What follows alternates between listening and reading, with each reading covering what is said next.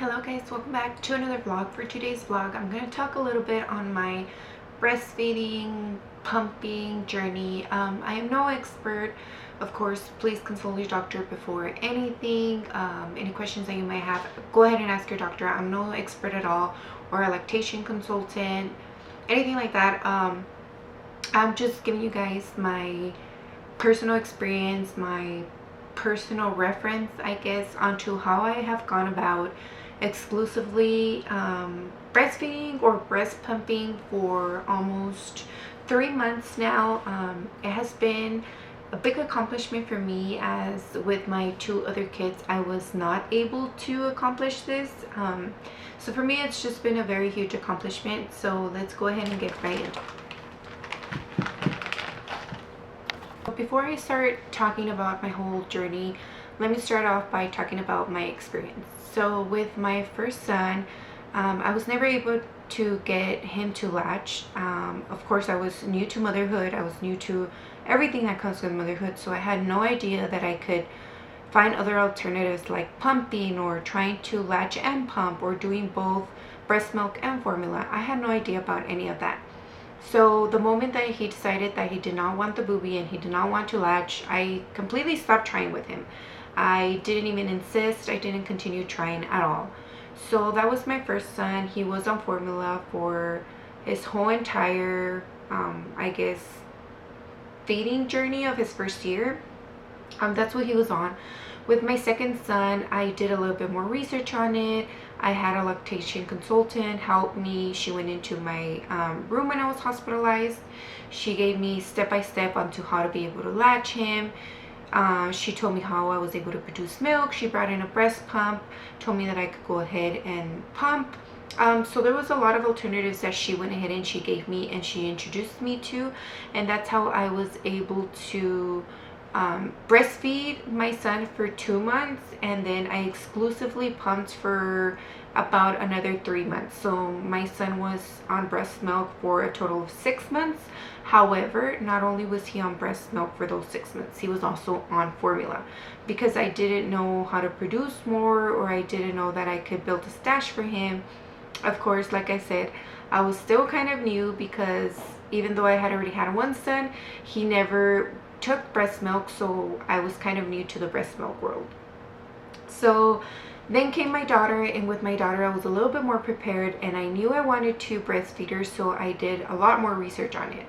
I was prepared for if she didn't want to latch, and that way if she didn't want to latch, I was just prepared and I knew exactly what I had to do to try and keep on giving her my breast milk. Fortunately, when my daughter was born, she took the boobie right away. She latched. However, after the first month of life, she started kind of wanting to get off the boobie and more into the bottle, which I thought was okay, because I do have 3 kids with her, and it's kind of hard for me to just sit and latch for a total of 15 to 30 minutes every feeding on demand. It was hard for me to do that, and I also wasn't comfortable with not knowing exactly how much she was drinking, if she was getting enough, if she wasn't drinking enough. And so I decided to exclusively pump with her after she started denying the boobie. Of course, here and there she does take it, I'm not gonna lie, but it's very rare that she'll want the boobie. She prefers to just have her bottle, and she knows exactly how many ounces she's drinking. Go ahead and dive into the products that I have been using that have helped me exclusively pump and feed my daughter. So to begin with, pump wise, let me get my phone. To begin with, pump wise, I did buy this pump, and I bought it since I had my first son. No, since I had Joel, my second son. So I bought it about 3 years ago. I don't know if it's still available at Target. I did find it on Amazon. So it is this one. I hope it's focusing and you guys can see it. It comes with the pump, it comes with the bottles, with the flanges, it comes with a little storage bag, and a little cooler for you to be able to travel with it and keep your milk at a good temperature. That way it doesn't go bad. So this is what it looks like. This is my electric one, okay, because this one does have to be charged. It doesn't have to be plugged in at all times, but it does have to be charged, and well, of course it does have to be attached to you, so it's a little bit harder. It has these little wires, I guess, and then they connect to the bottle and the pump itself. I'm sorry, it's a little bit wet. I just washed them. I pumped not too long ago. So then it goes in your boobie, of course, and then it starts pumping. So this is what I use at home for the most part, just because I do like to pump with it at home. I feel like it does the best at suctioning and taking everything out. I also use my manual one. I feel like my manual one has come in handy whenever I have clogged ducts. This thing will unclog my ducts like in a matter of seconds, because like I mentioned, my daughter is not really latching anymore, so it's a little bit harder for me to get her on the boob and have her unclog my duct, which would be the easiest way. But like I said, she's hardly taking it now, so this has saved my life. Now let me go ahead and grab my traveling ones, because I didn't get them. So let me get my hands-free ones, and then I will show you guys which ones I. For my hand-free ones, I do use these. It is the Elvies. I've also had these since Joel was born. I bought some new ones when baby girl was born, which was these, the Mom Cozy, the S9 Pro.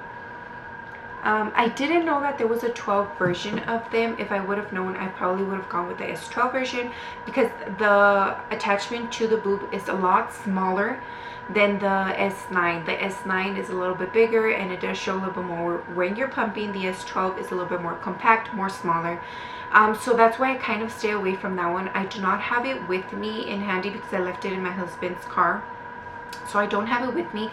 But for the most part, I do honestly use the LV way more than I use the Mom Cozy. The Mom Cozy is amazing as well, but that's the only downside to it, that it's not as discreet as the LVs are. For my bottles, these are the ones that she took, and these are the ones that worked out perfectly for us. These are the ma'am bottles. I do use this one more for storage of my milk. So whenever I am done pumping, I put my milk in here, and then I about almost fill it up, and this is what I use for about 2 feedings. And it's perfect because I get to just put in my diaper bag. I know that after my 4 hours I have to dump it out, and then I could just wash it, put it back in there, and then it's ready for me to store from my next pumping. This one is the one that she is currently using. It's still the month-old one. It's still the number one, what is it, chupon? I don't know what you would call it in English. It's still the number one, and this is what she is taking right now. I do need to switch her to 2 to 3 months, just because she's already almost 3 months. However, I haven't, because I feel like she's done perfectly fine with it, but I do have to switch her whether I like it or not. She does drink about 4 ounces right now, so this is the perfect measurement for us to use, and this is what we have been using. Now moving on to what has helped me probably stay with my supply up and produce my milk.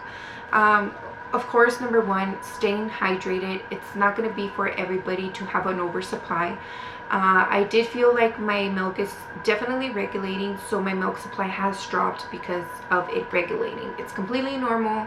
At first I was scared. I thought I was doing something wrong, but no, it's normal. So number one, of course, hydrate with your water. Always, always, always, always hydrate.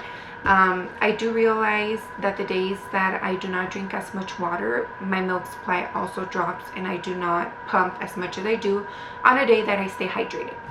Number two, coconut water. Coconut water has been my lifesaver since day one.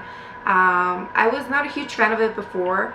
I would drink it here and there, but now this is like my best friend after water. I try to have at least one of these a day, and if it's not possible, then of course I still stick to my water, but I do try to have one at least a day.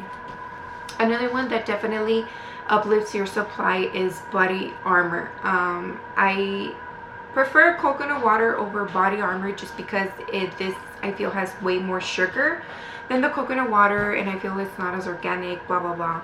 So that's kind of the reason why I use it as my second choice, but I do feel like it also helps uplift your supply a lot. When it comes to storing, I do keep my milk at room temperature for 4 hours. After the 4 hours, I put it in the fridge. After I put it in the fridge in one of these bottles, if it is not used by the next day, I use it as my oversupply, as my stash, and I go ahead and I put it in one of these baggies. and then I just freeze it up. I know that you could leave it in the fridge for up to 4 days if I'm not mistaken. I don't do that. Just as soon as I don't use it, by the next day that milk is going straight into my oversupply stash, and that's it. It just gets frozen up. It's done. I don't like to go more than a day with it in the fridge, just because even though, like I said, it is safe for you to keep it there for 4 days, I don't like to use it. I feel like right now I'm producing enough to be able to do that. Maybe at some point, if I'm not producing enough, then I'll keep it in the fridge for the 4 days. That way I can keep on using it, and she will be fine. But that's pretty much what I'm doing. Also, these, before I forget, I bought these off Amazon. It's called the Booby Bark. I kind of just snack on it throughout the day, or in the morning mainly when I'm having my oatmeal, my granola, my yogurt. I kind of just throw it in there, and this has also helped uplift my supply quite a lot. I was trying teas, I was trying arroz con leche, I was trying oatmeal, atoles, and yes, although all of that does help, I am going to tell you that the number one thing that you have to do to try to keep your supply up is stay hydrated. I cannot emphasize it enough. I thought that doing all these other things was going to help and work magic for me and make me build a huge stash, but no guys, honestly the number one thing that has helped me has been to stay hydrated. I'm sorry I keep on saying that, but really it has been drinking water. Like I said, the days that I do not stay hydrated, my supply drops a lot. But yeah guys, I do hope that this is a little bit helpful for you guys. If you guys have any questions, or if you guys want to know a little bit more of something, please don't hesitate to comment down below. I will answer all of your questions that you guys might have. And now let me show you guys a little bit of my frozen milk, that way you guys could get an idea, and then I will go ahead and close out this vlog as soon as I show you guys that, because I do believe I covered everything else. Okay, now that I was there, I remembered. So to begin with, I do have this one and I have this one. I'm sure that you guys can see the difference in color. This is colostrum, this is milk. This was the very first week that Jimena was born. I did take out my colostrum because I read that it was helpful to keep for days when they are sick. So thank God I have a couple of these. So this is what I'm going to be using if God forbid ever she needs it. I hope we don't have to get to this stash, but if we do, then here it is. This is the milk that I am already producing.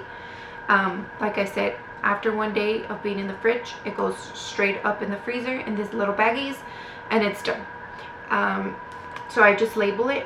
This was yesterday's, July 26th, 4 ounces, and there was an AM pump, and that's how I do it. I try to separate my AM pump from my PM pump, just because I also read that your PM pump contains natural melatonin for them, so I try to keep them separated. But yeah guys, like I said, if you guys have any other questions, if you guys want to know anything else, please do not hesitate to ask me any questions, and I will see you guys on the next vlog. I hope that you guys enjoy this vlog. Please do not forget to like, comment, and subscribe, and that would be it. Bye guys.